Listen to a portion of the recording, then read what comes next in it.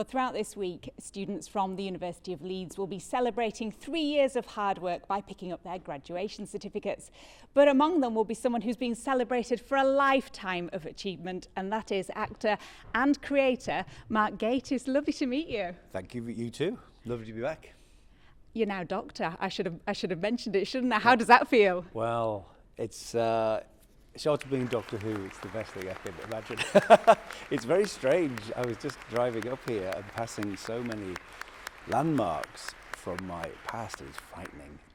Literally, the Fenton, the pub where we went for a drink after Thatcher fell, there was a phone box next to it where I was told I was going to be an uncle. It's all around the same time. And very deep back over there was a little tailor's shop where I spent my first ever month's wage having a suit made. Not this one. Well, you're looking very smart, it has to be said. And as you say, it started here, didn't it? At Bretton College, which is now part of this university. Yeah. This is where you met the League of Gentlemen and created so much content. Yes, Stephen Rees and I were at Bretton, and Jeremy Dyson was at Leeds doing philosophy. He was the posh one. And that's how we first met and started. It all came from there. And then when we graduated, we all kind of went all over the place. But we learnt an awful lot from being here, and it's still a sort of spiritual home to us, I have to say. So tell me about some of your memories from that time. Were you always funny? Were you always bantering with each other? I was never funny till today.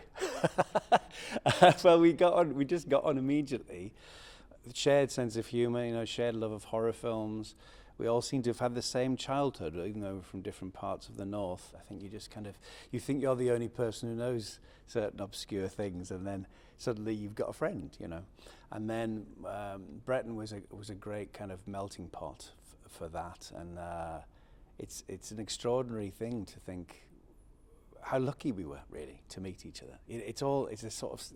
I'm always thinking about that sort of sliding doors moment of just, I took a year off to go around Europe, interrailing. But if I hadn't, I might have started a year early or gone somewhere else. I had a famously terrible audition to get in the drama centre in London, and it was awful. But that's how I ended up going to Bretton, and my whole life would be different. So owe a huge amount to Leeds and the whole experience, really.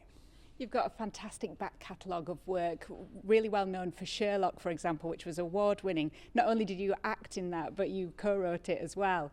When you look back on your career and your time, what makes you most proud?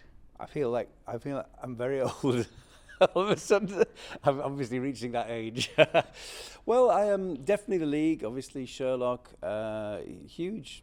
I've been very, very lucky. I've just done a play playing John Gielgud at the National Theatre in the West End, and that was a life-changing experience, really. So, but it all stems from the League of Gentlemen. It all stems from that crucible of creation and creative work, and. As I say, it's just never. I never stopped pinching myself, really. How lucky I was to meet the rest of the boys, and that we all got those opportunities, sort of springboarding off of that. Now I hear that the next project is a big blockbuster, Mission Impossible with Tom Cruise, not out quite soon. What's he like? Well, I did. I was in the Mission Impossible 7. I did a week on that, and I did a month on number 8, which I think is out next spring. It was an amazing experience. I mean, what can I say? He's the most.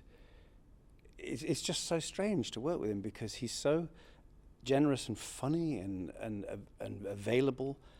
He's there all the time, and then every now and then you sort of look around at the corner of your eye and go, "Oh my God, it's Tom Cruise." He's been a part of my movie-going life since I was like 14, and he's still there.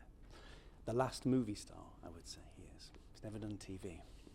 Well, of course, today you're picking up your honorary degree, and that is a massive inspiration to young people who I believe you're going to be here speaking to shortly. To me, it's hugely about trying to give people from working class backgrounds not just a chance, but also a route. You have to believe it could be you. I think that's really crucially important. And if you grow up thinking, I'd love to do that, but there's no way in for me, then there won't be. So you have to tell people it's possible, and it's not just about being in front of the camera, or it's about being, you know, part of the whole thing. It's an industry, a huge industry, which has many different facets. Well, thank you, Mark. It's been an absolute pleasure talking to you, and congratulations on getting your award. Thank you very much.